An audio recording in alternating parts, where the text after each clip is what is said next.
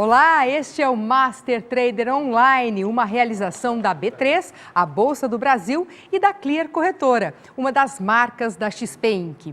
Para dar sequência na nossa programação, eu passo agora a palavra para o anfitrião do Master Trader Online, o estrategista-chefe da Clear Corretora, Roberto Indec. Roberto, com você. Obrigado, Paty, novamente. Enfim, voltamos aqui agora para um tema extremamente interessante, importante a partir de agora. Na verdade, o que a gente vai começar a falar é sobre os impactos do coronavírus no setor de fundos imobiliários especificamente. Eu acho que esse é um tema que muita gente tem interesse. Enfim, então agora eu vou chamar a nossa querida Beatriz Kutait e também o Marcelo Ranudi.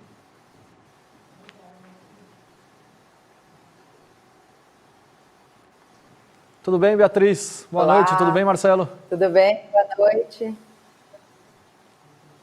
noite. Boa noite aos dois. Por favor, fiquem à vontade.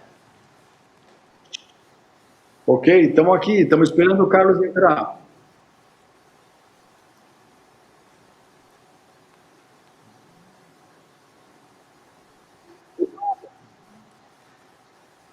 Ok, bom, vamos hoje lá. A gente vai falar de fundo imobiliário, né, Ranudi? Quer explicar um pouquinho como é que vai ser o tema do nosso podcast? Vamos lá. O que esperar dos fundos imobiliários após esta crise? Vamos ver se o Carlos nos traz essa bola de cristal, né, Bia? Hoje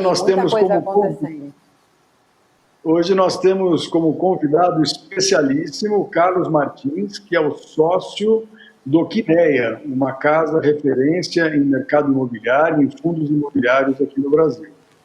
A Bia Kutait é a nossa editora de investimentos do Infomoney. Eu sou o Marcelo Ranudi. Nós dois fazemos o programa Fundo Imobiliário, que vai ao ar normalmente sob forma de podcast. Hoje estamos especialmente ao vivo, com esse convidadíssimo Carlos Martins, nosso grande mestre de fundos imobiliários, uma das casas mais tradicionais, mais respeitadas do nosso país. O podcast Banco Imobiliário, como estava dizendo para vocês, tem como objetivo trazer sempre uma autoridade, uma expressão do segmento imobiliário, né? E não podíamos deixar de ter aqui essa figura que nos dá o prazer, o privilégio de entrevistar, o Carlos Martins. O Carlos é o sócio do Quineia, uma casa que tem fundos imobiliários de renda, fundos de fundos, fundos de renda variável e fundos de renda fixa e fundos de fundos. Portanto, cobre praticamente toda a gama de produtos imobiliários em forma de fundos.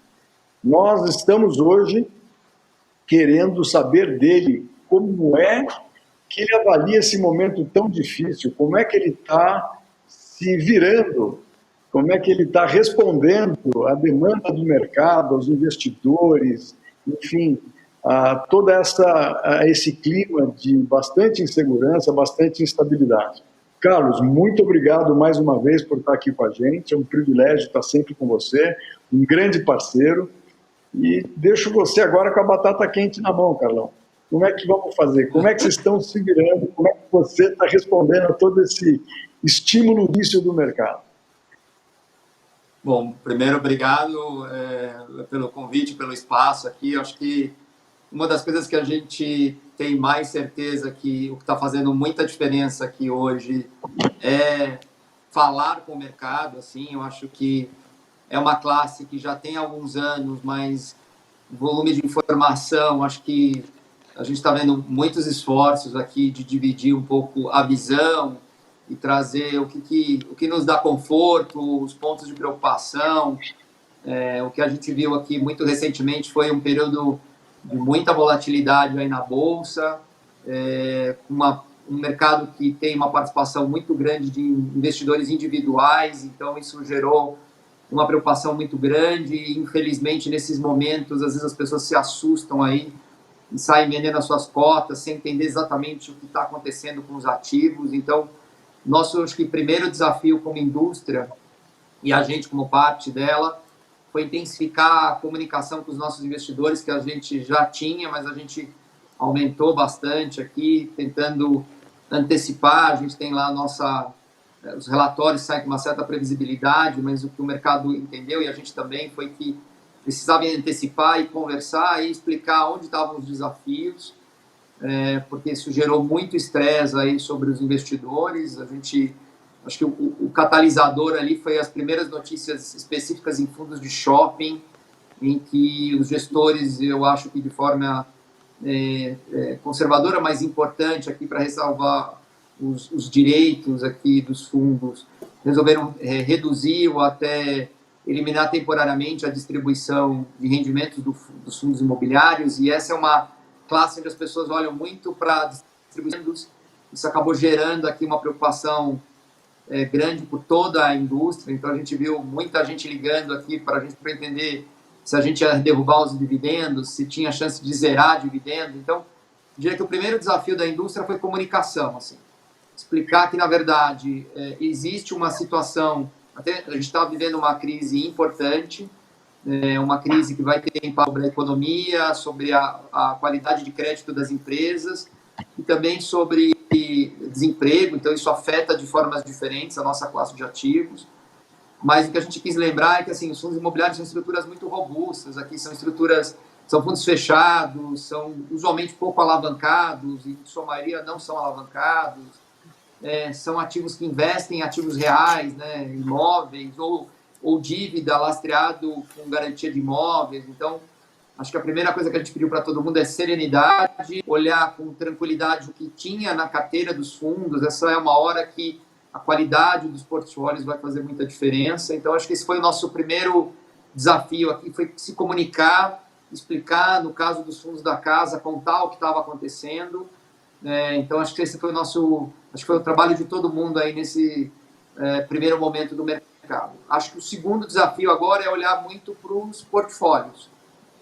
A crise vai afetando de formas diferentes os diferentes portfólios. A gente tem portfólios de shopping que foram mais afetados, de hotel, o mercado tem, né? A gente tem indiretamente.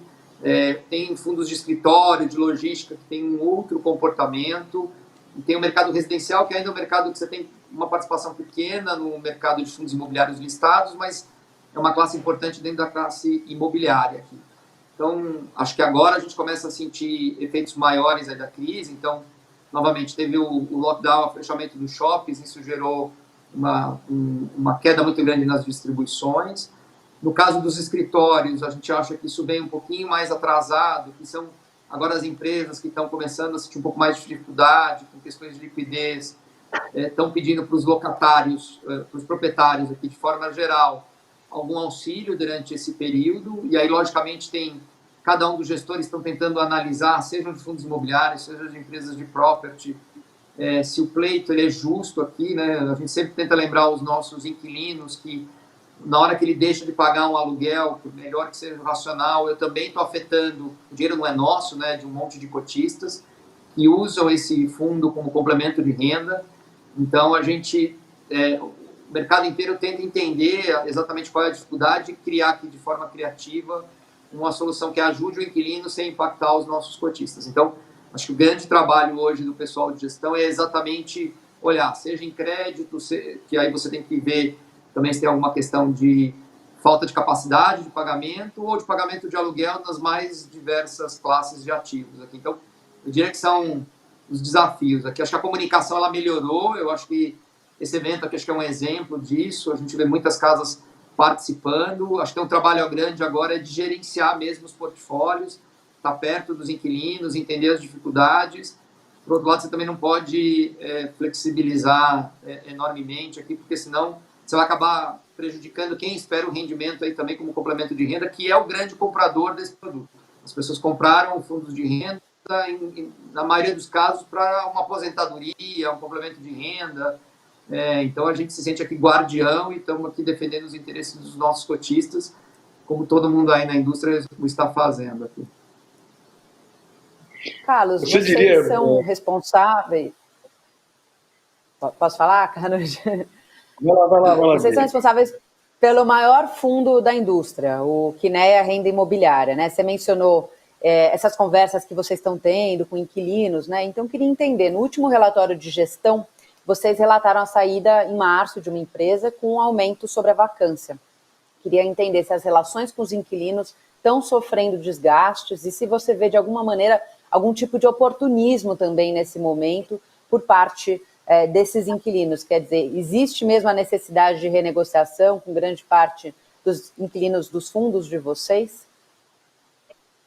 Então, na verdade, no nosso caso especificamente do Que Nem a Renda, não foi um processo, assim, indiretamente o Covid ou a crise aqui levou a esse aumento de vacância, que é uma vacância em março, mas na verdade o que estava acontecendo ali é que a gente já tinha uma empresa que estava saindo do nosso, em Belo Horizonte, e a gente já vinha trabalhando um outro inquilino para tomar essa área, uma boa parte dela. O que aconteceu é que a gente, na verdade, negociou tudo, estava tudo combinado para que um saísse ou se entrasse, então, na hora que efetivamente eu assinasse a saída, eu teria aí a entrada de um outro inquilino, e o que aconteceu é que a empresa que estava saindo realmente concluiu o processo de regra do imóvel, e a empresa que estava entrando, dado a crise, ela pediu para esperar. Então, esse é um efeito colateral da crise aqui, que não foi uma empresa entregando metros quadrados por causa da crise, mas foi uma empresa que deixou de entrar. Então, eu acho que é um caso bastante pontual, assim, a gente não espera um aumento significativo da vacância do nosso fundo, até porque é um fundo que tem uma participação muito grande daqueles contratos atípicos, os BTS, que traz uma certa previsibilidade de fluxo, mas eu acho que a gente tem que monitorar que alguma coisa pode acontecer ao longo dos próximos meses. E aí, falando sobre as conversas, assim, a gente até divulgou um relatório ontem, na verdade, para os investidores e publicou. A gente teve um mês de abril que se encerrou, que a gente divulgou os resultados agora no final do mês e relatório agora no primeiro dia útil. Foi muito bom, assim, a gente teve um percentual marginal de não pagamentos aqui, com empresas que a gente ainda está discutindo para encontrar soluções, mas é um percentual muito pequeno, como era a nossa expectativa. E quando a gente olha para a carteira do fundo, o que a gente vê é uma qualidade de crédito muito robusta aqui. Então, os grandes inquilinos, as maiores concentrações estão em empresas que hoje a gente olha estão bastante líquidas, têm estrutura de capital para manter os seus pagamentos, assim, então, por uma questão de falta de caixa, a gente não deveria ser impactado aqui. Logicamente, tem empresas que estão preocupadas com a liquidez, têm tentado olhar para todas as suas despesas e tentado postergar esses pagamentos.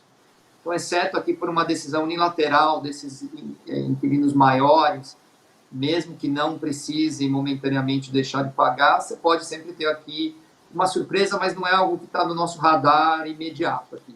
A gente acha que um pequeno percentual da carteira terá uma dificuldade um pouco menor, ou porque estão num setor que foi bastante afetado, ou são empresas de capital, estrutura de capital um pouco menos robusta, e aí a gente vai sentar e olhar. Assim, a nossa preocupação é, de novo, eu acho que, no nosso caso, eu acho que eu não percebi, assim, parceiros, inquilinos, assim, oportunistas, mas a gente tem falado com muita gente da indústria aqui para entender o que está acontecendo, a gente está em fóruns aí que o pessoal do mercado participa, e a gente tem relatos de casos que nos parecem um pouco oportunistas. Tem empresas que, por uma questão do que está acontecendo nesse momento, elas estão faturando até mais do que menos, porque o produto dela é demandado, e mesmo assim ela tem pedido aí um desconto, um deslocamento dos aluguéis, que nos parece oportunista, porque o momento parece que permite, assim, mas o que a gente, todos os gestores aí nos seus mandatos, têm colocado para as empresas que tem consequências aqui, não é um dinheiro dos bancos, não é um dinheiro de grandes investidores, na verdade nós estamos falando de dinheiro de um pool de investidores, no nosso caso, basicamente pessoas físicas, assim, que tem percentuais pequenos do fundo e que nesse momento qualquer dinheiro que deixe de entrar para o planejamento delas afeta o orçamento. Assim, então acho que esse é uma conversa que a gente tem tido, e acho que não só a gente, todos os gestores, mas a conversa ela existe e a gente tem tratado caso a caso, mas sempre aqui olhando também lá a responsabilidade fiduciária que o gestor de fundo imobiliário tem. Então, de novo, não é o dinheiro proprietário das pessoas que estão na gestora, apesar da gente investir também, mas é o dinheiro de muitas pessoas e a poupança de muitas famílias, aí isso nos preocupa bastante, porque esse é o pior momento para você dar uma notícia ruim aí de queda de dividendos, então esse é o foco de atenção, eu diria aí, dos próximos meses para os gestores aí dos seus portfólios, que é o recebimento dos aluguéis, ou no caso de quem tiver crédito, dos créditos. Carlos, e falando dos gestores, você vinha falando aí de como vocês têm dado a satisfação aos investidores, da grande preocupação de vocês com os investidores, enfim, toda essa atitude proativa de vocês para tranquilizar ou para, de certa forma, dar um máximo de informação possível e fidedigna. O que vocês estão fazendo para proteger os gestores? Como é que vocês estão cuidando dos seus pupilos aí nesse momento de tamanha turbulência? Na verdade, assim, a gente, no caso da Kinea, 100% da equipe está em home office hoje, então, e a carga de trabalho aumentou. Acho que uma das coisas que foi um investimento que a gente fez e foi um investimento em pessoas aqui, a gente tem uma equipe bastante robusta. Então, a área imobiliária inteira da Kinea hoje tem mais ou menos 25 pessoas. Então, ter equipe nesse momento ajuda muito, porque a gente tem uma equipe bastante experimentada, pessoas que algumas a gente formou dentro de casa e muitas vieram do mercado, de casas bastante conceituadas e players de bastante longo prazo aí, e trazem sempre tecnologia, entendem do setor. E nesse momento você tem uma equipe grande, né? A gente fala que aqui é o gestor, mas na verdade tem muita gente trabalhando, né? Tem gente falando com inquilino, tem gente olhando garantias, tem gente olhando os números, temos os advogados que tem que fazer lá as suas notificações em alguns casos. Então, tem uma equipe muito robusta trabalhando. O que a gente tem feito é criado uma dinâmica de estar muito perto das pessoas aqui. Então, primeiro, ter uma disciplina grande em ter as reuniões do dia a dia. Acho que as pessoas precisam se sentir apoiadas aqui e dividir, entender as decisões da gestão. Então, a gente é uma estrutura muito enxuta do ponto de vista de níveis hierárquicos. Assim, os grupos são, apesar de ser bastante gente, a gente tem um número de estratégias, né? Temos 4 estratégias na empresa, cada um com a sua especialização. Então, a gente tem ficado muito próximo das pessoas, ouvido muito aqui, tentado construir juntos e que todo mundo participe aqui das soluções e das propostas que a gente tem feito.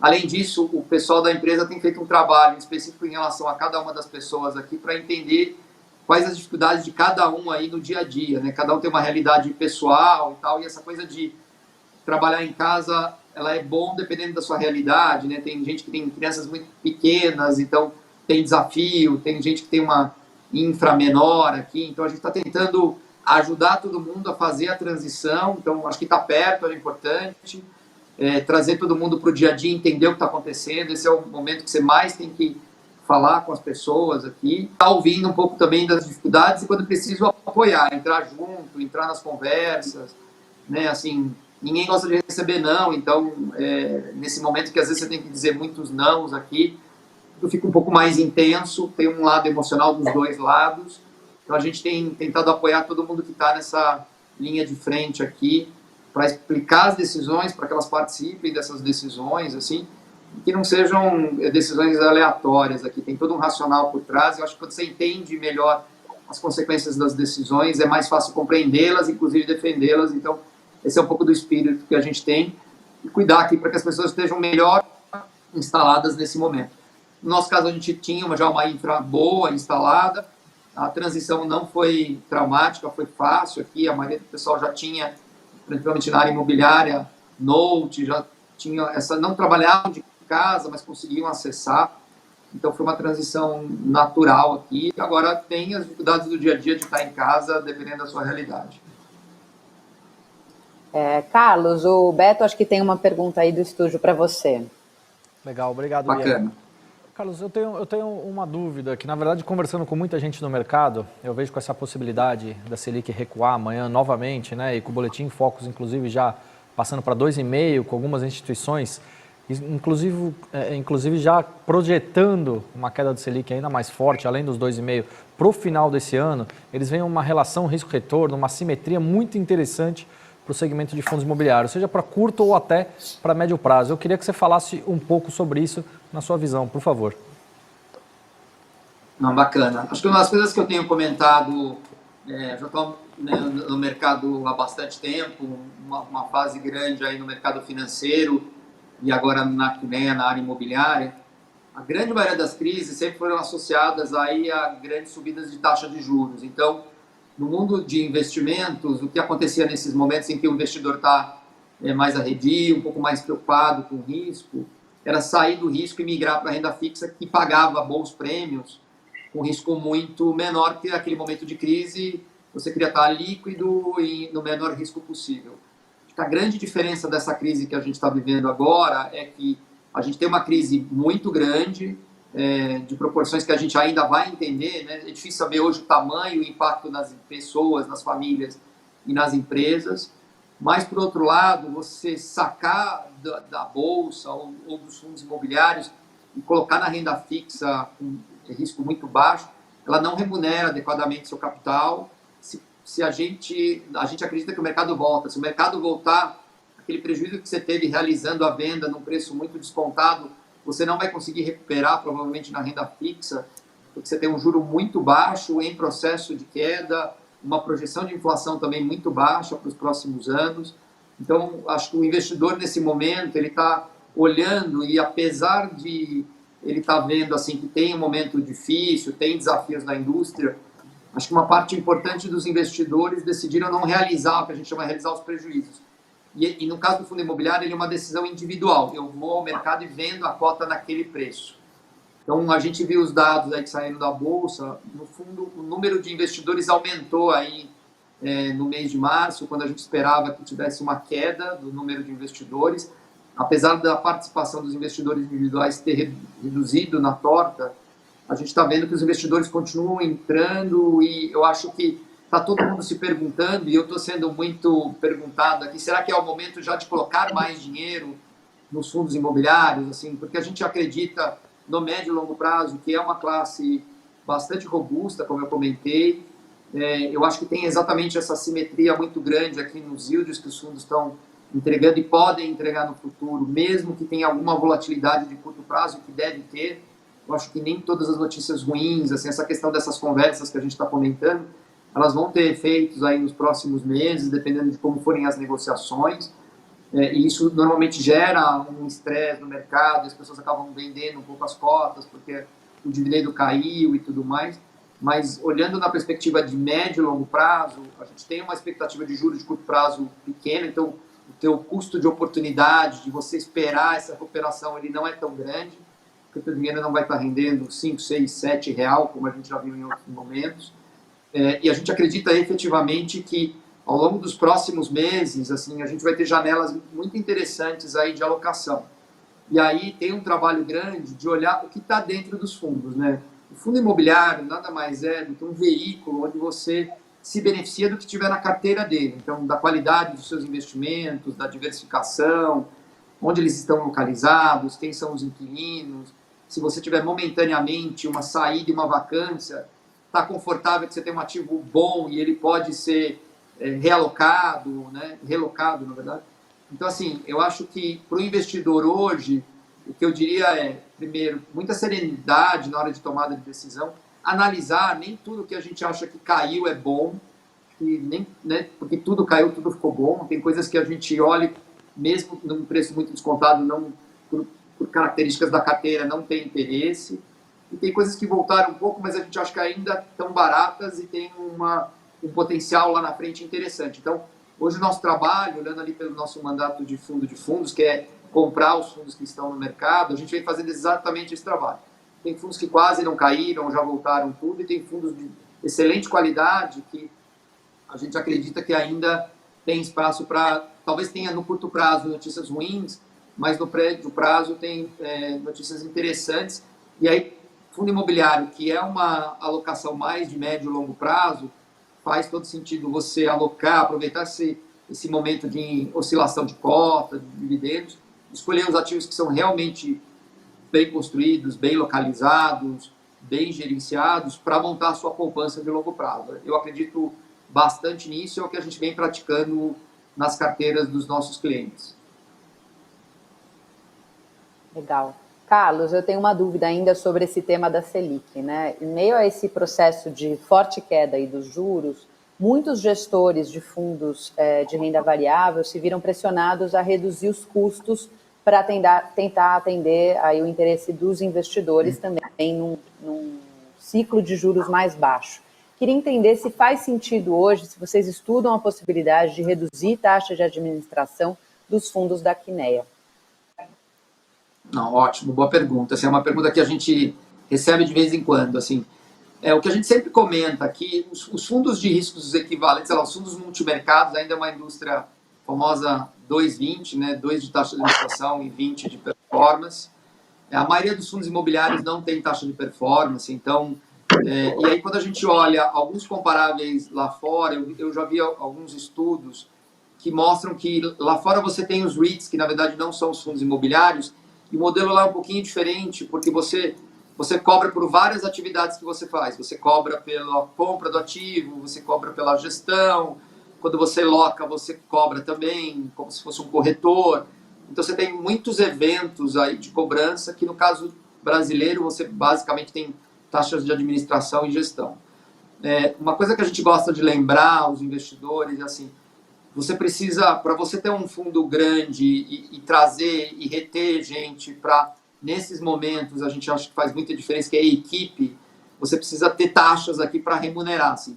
Nem todas as taxas vão para o gestor. Aqui, quando a gente fala taxa de administração, normalmente no nosso fundo, como o nosso administrador é coligado do grupo, então a gente está remunerando ali o administrador, que é uma taxa que não fica dentro da Quineia, tem o escriturador, que também é uma outra entidade, tem o custodiante. Então, o resultado net, hoje, a gente acha que ele é muito adequado para o nível de gente que a gente tem. A gente terceiriza muito pouco. Às vezes eu tenho a sensação que alguns fundos, e não é por má fé, é uma maneira de construção, às vezes ele tem taxas menores, mas ele subcontrata muitas atividades, e o fundo acaba pagando indiretamente por esses serviços. No caso da Quineia, a gente acha que a nossa atividade core é ter gente de locação dentro da empresa, ter gente de property dentro da empresa. Uma coisa que às vezes sai muito do radar dos nossos investidores, e é uma coisa que a gente tem uma preocupação muito grande, é manter os nossos ativos sempre atualizados. Assim. O fundo imobiliário de tijolo, ele é uma coisa viva. Assim. Os prédios eles vão se deteriorando se você não fizer os investimentos, as manutenções. Então, a gente vê alguns casos em que você tem fundos de taxas muito pequenas, que no final do dia o prestador de serviço, também não por má fé, mas pelo que foi combinado ali, que às vezes é muito mais prestar contas, cumprir as exigências regulatórias, você não tem uma atuação tão grande sobre o ativo. E às vezes é um inquilino único, ele mesmo cuida da manutenção. O que acontece ao final do contrato é se esse inquilino sair, normalmente o prédio está bastante desgastado, você vai ter que fazer uma nova captação para fazer um retrofit quase do prédio, fazer grandes obras. Isso é uma preocupação que a gente tem muito grande dentro do nosso portfólio. Então, hoje, a gente tem uma equipe lá que o trabalho deles é, primeiro, dar resposta para os nossos inquilinos a todo momento que tem desafio físico, e eu vou te dizer, toda hora tem alguma coisa acontecendo, a gente tem um portfólio grande de escritórios logísticos, as histórias são as mais diversas possíveis, mas tem de todos os tipos, questões físicas mesmo, desde que problemas de ar-condicionado, elevador, problemas da gestão do prédio, infiltração, acontece mesmo em prédios bons, assim, então às vezes você tem uma chuva, a gente teve um caso no Rio, uma chuva exagerada, ou às vezes você tem um problema de um inquilino que causa um problema no prédio, você precisa ter gente respondendo, a gente acha que isso não é uma coisa que a gente terceiriza, a gente tem dentro de casa, e esse pessoal também faz todo um planejamento anual de todas as melhorias que a gente tem que fazer no prédio, junto com o nosso pessoal de locação, para entender quais são as coisas mais importantes que afetam o nosso inquilino no dia a dia, dado que esse pessoal está próximo do inquilino, entendendo quais são as reclamações, as dores desses inquilinos, isso vai tudo para um planejamento de obras. Então, quando eu coloco tudo isso junto, a gente acha que a estrutura de taxas, ela reflete ter uma equipe tão robusta. Assim. Logicamente, se um dia o fundo chegar em tamanhos colossais de patrimônio, talvez a gente vá revisitar esse assunto, mas hoje a gente acha que ele conversa com o que a gente tem visto com fundos grandes, ativistas, né, e para tentar proporcionar. E aí eu acho que o investidor ele tem que olhar e ver se realmente o nível de qualidade, de gestão, está sendo entregue pelos seus gestores, administradores aqui. Então, acho que o que a gente viu enormemente no mercado que nem a renda vai fazer 10 anos esse ano, o nível de participação dos investidores, desde que a gente começou para hoje, é muito diferente. Então, a gente também tem lá dentro da empresa um RI, e o papel exclusivo dele é prover informações para o mercado, seja de forma estruturada, e ele está sempre lá nos apoiando em melhorar com uma equipe de inteligência de mercado, como eu comunico melhor, né? Hoje a gente tem quase 190 mil cotistas, não dá para falar com todo mundo, mas como é que a gente melhora esse processo de comunicação. Também é um recurso nosso que está dentro da empresa, e ele tem por obrigação um tempo ali máximo para a resposta de todas as perguntas que vêm.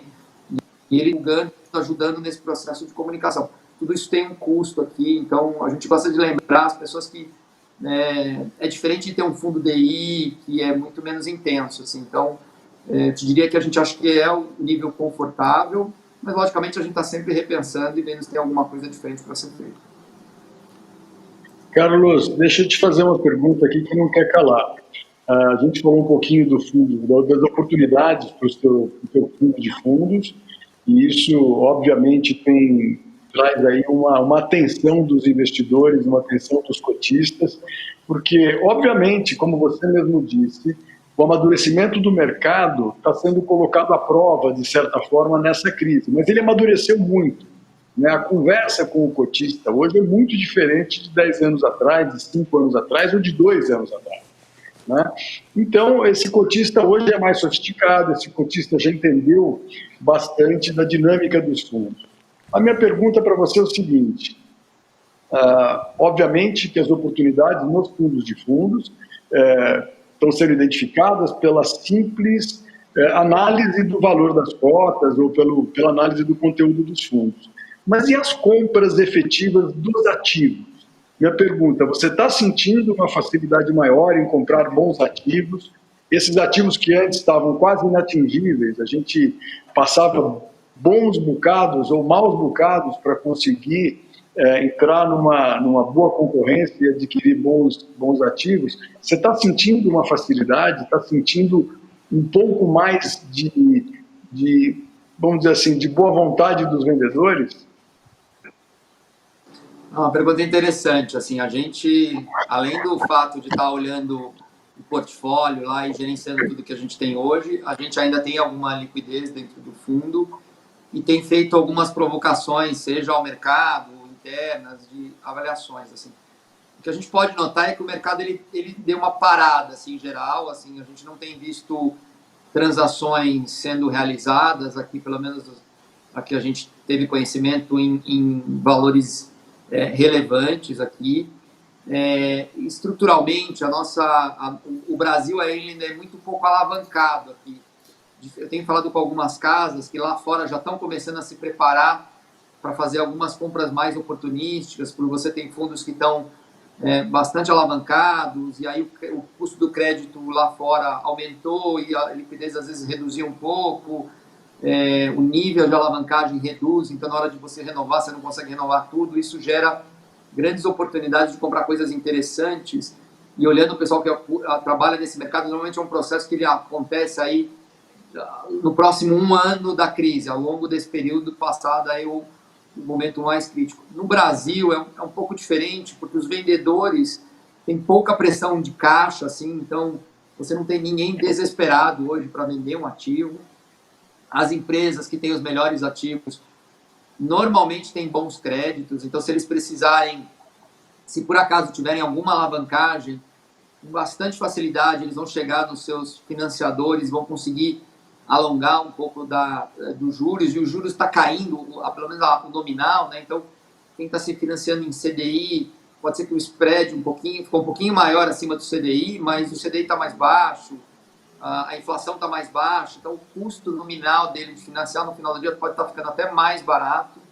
Então ele tem acesso, assim, primeiro, o nível de alavancagem, o mercado ainda é conservador, você não tem, falando de forma geral, você sempre pode ter um caso ou outro, mas a gente já viu um ciclo anterior ali, quando teve a última crise que afetou muito o setor imobiliário, você não tinha tantas empresas alavancadas, assim, onde você teve muita alavancagem era um pouco nas incorporadoras, listadas, que tomaram dívidas para comprar terrenos e depois o juros subiu muito e o crédito escasseou e não se vendia apartamentos, então ali você teve estruturalmente um problema, mas na venda de ativos, seja escritório, logística, a gente não vê, primeiro, os credores apertando muito crédito nessas empresas de boa qualidade. Do lado dos devedores também tem uma coisa interessante quando você fala de dívida, que é, quando o ativo é dado em garantia muito bom, ele vai fazer muitas coisas antes de entregar aquele ativo bom.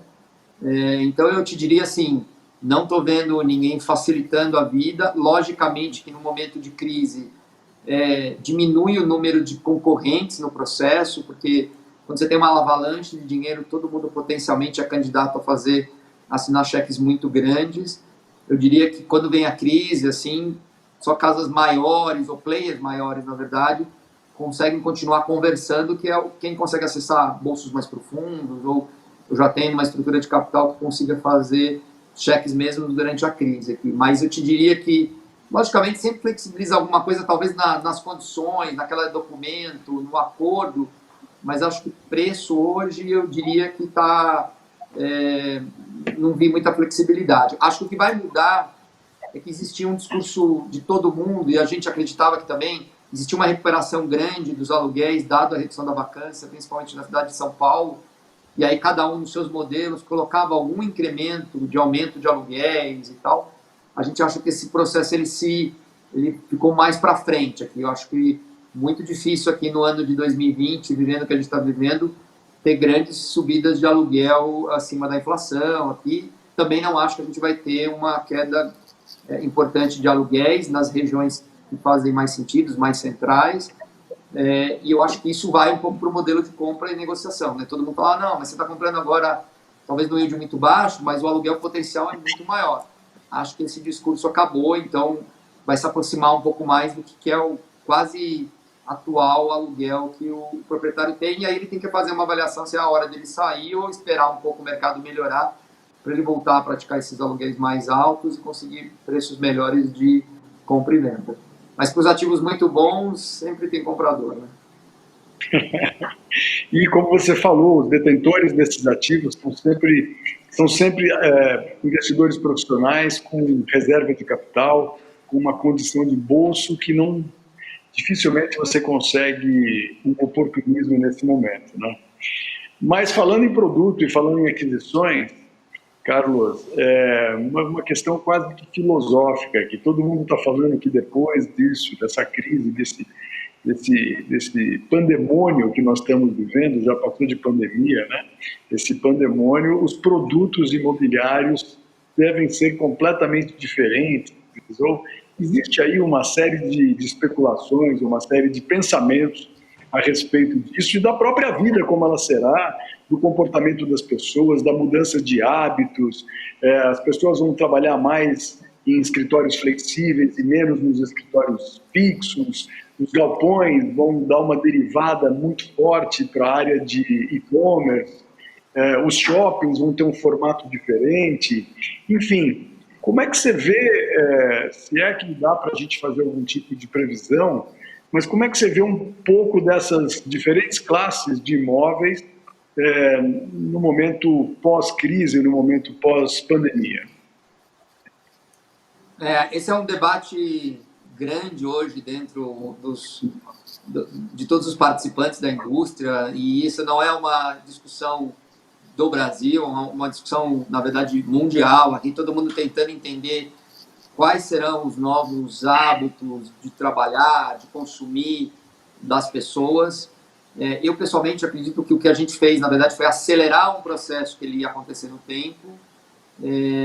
Então, a gente antecipou aqui, há alguns anos, esse processo de, posso chamar de digitalização. Então, todo mundo teve, querendo ou não, teve que experimentar, comprar na internet, receber o delivery, trabalhar de casa. Então, as resistências pessoais, quem tinha essa resistência foi jogado aí a ter que se adaptar, então isso acelerou muito o processo. Acho que tem muitas teses aí que muita gente vai trabalhar de casa.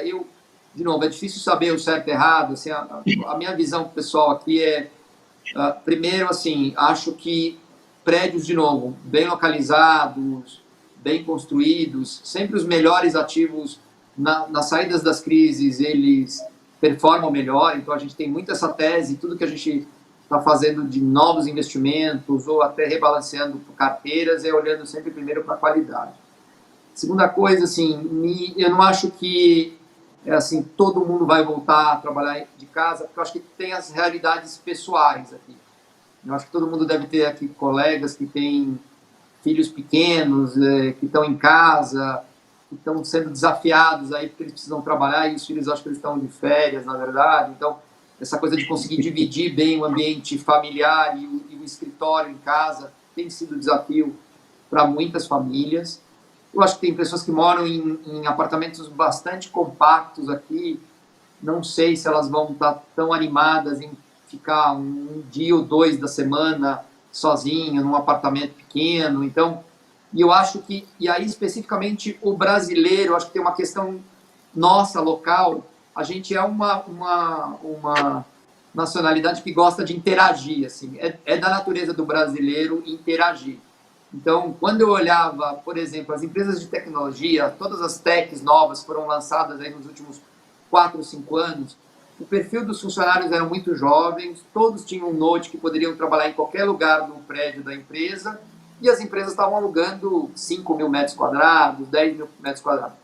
E aí a pergunta é, bom, a tecnologia existia, esse era um colaborador aqui que estaria disposto a trabalhar em qualquer lugar, só que aí você tem alguns desafios, né? Como é que você cria cultura corporativa, filosofia da empresa, se está todo mundo separado, então, por isso que eu acho que ela, estruturalmente, eu não consigo ver as pessoas trabalhando muitos dias da semana em casa, assim.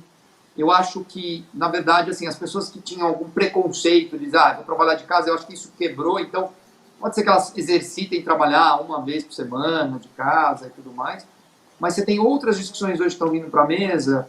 Será que depois dessa pandemia também as pessoas vão se sentir confortáveis em trabalhar em escritórios que tem uma ocupação de uma pessoa a cada 7 metros quadrados, ou elas vão premiar escritórios um pouco mais espaçados, com mais áreas não tão adensadas? E se isso é verdade, eu vou ter mais demanda e não menos demanda. Então, talvez uma coisa acabe compensando a outra. Então, especificamente em escritórios, o que me preocuparia hoje se eu tivesse no portfólio de escritório? Talvez um prédio, numa localização mais longe, que tenha menos demanda por diversas empresas. Se por acaso o meu inquilino acabar saindo, talvez eu tenha uma dificuldade de repor, porque era um prédio mais específico, atendia uma indústria, um determinado inquilino. Mas você tem um prédio bem localizado, bem construído, bem... E eu não estou falando só de prédios AAA aqui, a gente acha que prédios B, bem cuidados, bem localizados, com boas plantas, também são bons ativos, a gente tem isso na carteira. Então eu diria assim, em termos de escritório, eu acho que qualidade, localização, ela é muito importante aqui para superar e talvez ativos em lugares mais secundários sejam impactados. No caso de shopping centers, assim, essa é uma discussão que já vinha acontecendo, e de novo o processo aqui só, acho que acelerou. A gente acha que o Brasil, o shopping, ele tem uma dinâmica um pouco diferente do que a gente vê, por exemplo, nos Estados Unidos. Primeiro, você tem uma questão de segurança, que eu diria que acho que é o primeiro motivo, talvez, da pessoa não ir comprar na rua e comprar dentro de um shopping. Então, ela está num lugar que tem segurança, é climatizado, a gente é um país bastante quente aqui, então tem um conforto. Os shoppings são centrais, aqui eles não ficam nas laterais das cidades, assim, eles ficam dentro da cidade, então tem uma questão de conveniência muito grande.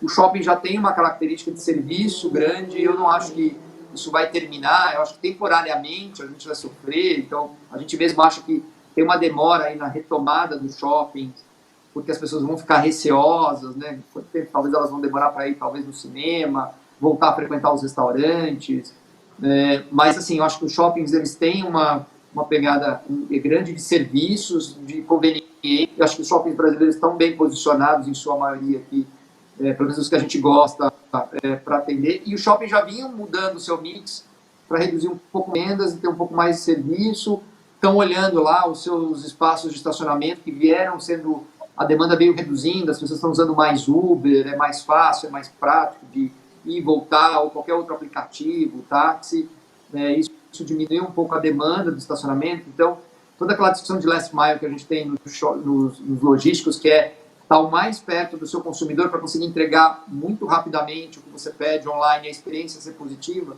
talvez o shopping seja um lugar de entrega dessas unidades. Aí eu pedi alguma coisa, eu passo de carro no drive-thru dentro do shopping, entro e saio, ou ali vai ter um mínimo depósito. Logicamente, os preços desses aluguéis são dinâmicas diferentes, mas eu acho que os shoppings estão olhando, e eles já vinham olhando, então eu acho que o processo só acelerou para algo que já poderia acontecer. Então, de novo, shoppings bem localizados, geridos por grupos que estão acompanhando essas modificações, a gente também gosta. No caso de logística, eu acho que hoje é o setor, exceto, de novo, para aquelas empresas que foram afetadas e você tenha momentaneamente questões de crédito, quanto mais o e-commerce cresce aqui, mais demanda você tem de armazenamento. Então, a gente até viu na crise, principalmente esse anel mais perto da cidade, olhando aqui especificamente no mercado paulista, um aumento de demanda, porque você teve algumas empresas que praticamente não olhavam muito para os seus portais, ou empresas que não têm nada, e aí o comprador daquela empresa, se quiser comprar nesse momento, teve que procurar aquelas empresas que têm uma infraestrutura online para abastecer os clientes nesse momento. Então, a demanda desses clientes aumentou. A gente viu alguns casos até de gente alugando na crise aqui que precisam de mais espaço. Então, acho que o logístico também bem construído, bem localizado, deve atender bem. Não consigo imaginar por que diminuiria a dinâmica, a demanda aqui pelos produtos. Então, para mim também, de novo, olhar muito os mercados e as características construtivas. Então, eu não vejo assim uma ruptura gigantesca. Eu acho que você vai ter pequenos ajustes aqui. Logicamente, é difícil, porque também depende muito do comportamento, mas eu acho que, especificamente no Brasil, acho que em outros países eu estaria um pouco mais preocupado. Eu acho que aqui as pessoas sentem necessidade de estar em ambientes que elas possam socializar, trocar ideias, elas talvez sejam até mais criativas do que ficar em casa trabalhando o dia todo. Lógico que isso varia, de novo, perfil, realidade pessoal e atividade. Não quero dizer que o impacto é zero, eu acho que tem um impacto, mas eu acho que ele não é destruidor, assim, de novo, para os prédios ativos bons, eu acho que eles estão preservados, mesmo que no curto prazo você tenha um aumento de vacância momentânea, eu acho que depois você retoma. Eu acho que você falou um ponto... Oi, Ia. Fala, Hanoud. Eu acho que você falou um ponto fundamental, que é essa questão do ser humano ser gregário. O ser humano quer o contato com o ser humano, né? Isso é uma questão atávica do ser humano. Obviamente que por tudo isso que nós passamos, há alguns aspectos positivos e que vão ser incorporados pelas pessoas naquilo que tange a sua melhoria de qualidade de vida. Por exemplo, eventualmente, como você disse, um dia você trabalhar de casa, ou trabalhar meio período de casa, ou ter algum tempo para fazer alguma outra coisa, isso fatalmente deve acontecer, mas eu acho que no sentido de incorporar as questões que hoje nós estamos vivendo e que realmente causaram melhoria na nossa qualidade de vida. Mas não obrigatoriamente uma radicalização, como você disse, agora eu vou trabalhar de casa, agora eu não vou mais em shopping center, enfim... mudar, alguma mudança radical de hábito. Eu acho que isso também é impossível, né? E tem um aspecto do shopping center que ele é entretenimento também. Quer dizer, ele é um grande centro de entretenimento, além da segurança e além do aspecto social, de socialização. Então, eu acho que naquilo que realmente tange a melhoria da qualidade de vida das pessoas, haverá uma evolução, haverá um aceleramento, uma aceleração, ou haverá uma condição de consolidação dessas tendências. Mas não muito mais do que isso, concordo plenamente com você. Está contigo, Bia. Queria te perguntar, Carlos, duas questões. Você começou falando da redução de dividendos, no caso específico dos shoppings, e acabou de mencionar que não espera uma ruptura nesse segmento por várias razões particulares do mercado no Brasil. Primeira dúvida é, houve alguma alteração na distribuição de dividendos nos fundos da Quineia e os quase 190 mil cotistas devem se preparar para alguma mudança nessa distribuição de proventos? E a outra pergunta é sobre o ritmo de ofertas de novos fundos imobiliários, que vinha num ritmo acelerado no último ano, foi um ano muito positivo para a indústria como um todo. Queria saber se você acha que essa crise do coronavírus acaba postergando as novas ofertas que estavam previstas ainda para esse semestre e para o segundo semestre, se vocês particularmente estão pretendendo levantar algum tipo de capital mais expressivo no mercado. Bacana. Bom, em relação a dividendos, a gente sempre tem uma preocupação aqui de não antecipar nada que não esteja nos nossos relatórios e tal, por uma questão até regulatória, mas assim, hoje a gente fez um ajuste lá atrás no fundo, já em função de questões, por exemplo, essa que eu comentei, da alocação, tudo que a gente imaginava que ia ser o nosso planejamento de redução de vacância aí pelos próximos meses, antes, a gente acabou postergando isso mais para frente, porque a gente acha que processo de locação vai ficar mais impactado, né? Locação é CAPEX pela empresa, é investimento, então acho que as empresas todas hoje postergaram, estão olhando para dentro, e esse questionamento que a gente está aqui fazendo, eles também estão se fazendo, qual é o modelo, qual é a velocidade, qual o tamanho do impacto que eles sofreram nos seus setores, se eu vou ficar com o mesmo tamanho de equipe, se eu estou com muito espaço ou pouco espaço. Então, acho que hoje, assim, as empresas estão postergando, então, quando a gente viu isso, a gente tomou uma decisão de fazer um ajuste lá atrás.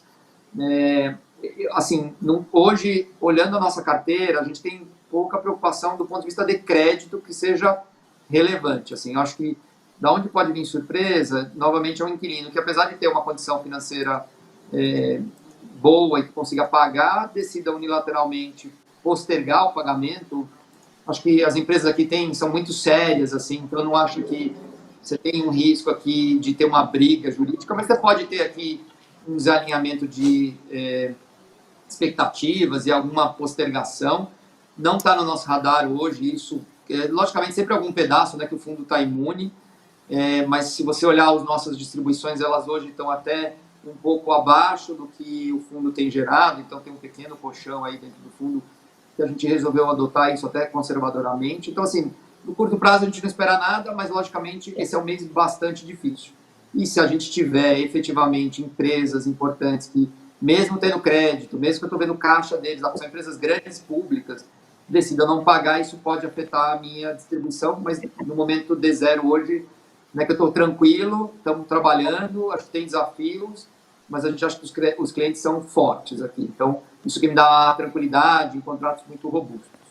Em relação a ofertas, o que eu acredito aqui? A gente tinha um planejamento muito grande de ofertas aí para o ano,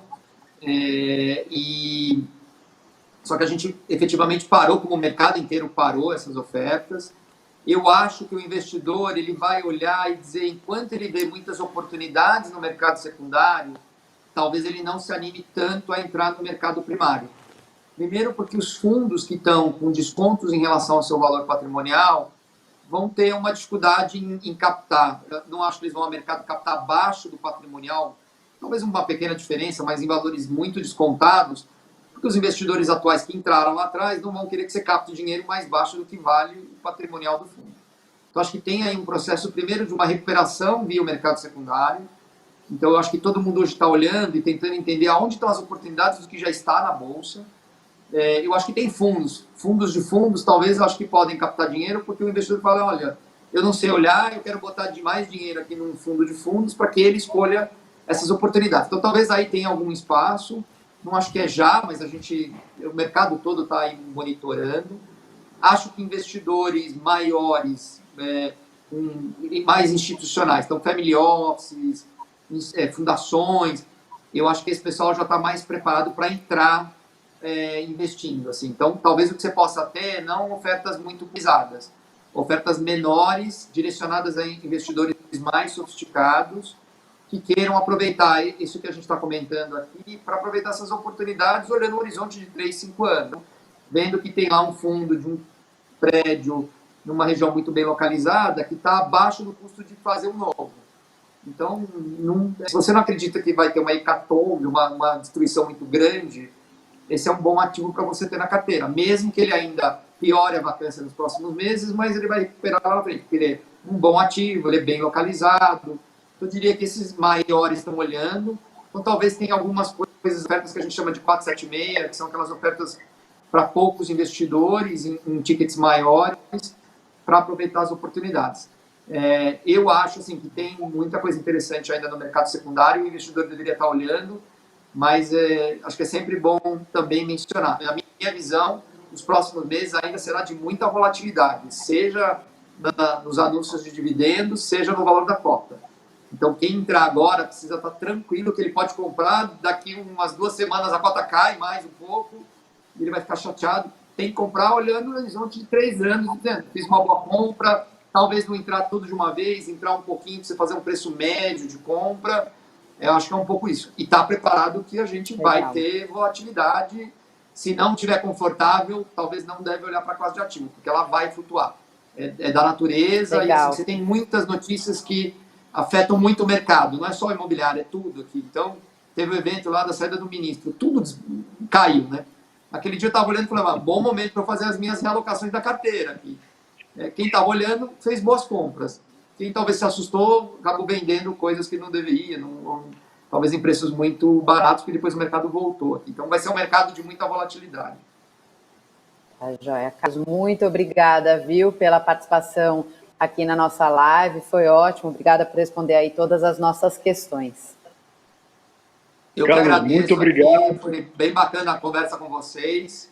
E acho que esse mercado aí, a gente poder dividir um pouquinho as visões, o que a gente está vendo é bem importante, porque eu acho que um dos grandes desafios dessa indústria, o Hanud do nosso mercado sabe disso, é informação e educacional, não no sentido de que as pessoas não...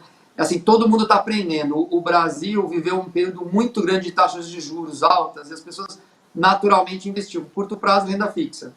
Esse mundo meio que acabou, assim, acho que ninguém está esperando que volte. Então, hoje, as pessoas vão ter que experimentar fundo imobiliário, fundo de private equity, infraestrutura, bolsa, crédito, mercado.